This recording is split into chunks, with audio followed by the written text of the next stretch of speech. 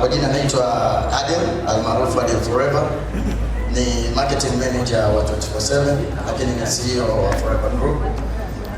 Nimeona nisije nikaondoka tu hivyo bila kutoa neno la shukrani kwa mashabiki zangu kwanza. Lakini vile vile ukiacha mashabiki, hongera sana dada, this is your first time bro. Kwa hiyo usikate tamaa. Tunaamini season ya pili utafanya vizuri moda.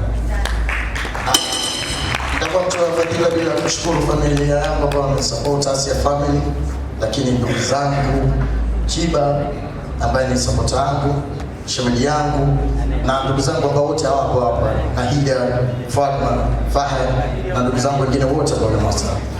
Lakini this all in all, thank you my wife, and we did it. Asanteni sana. Let the game begin. Ndio mwanzo tunaanza.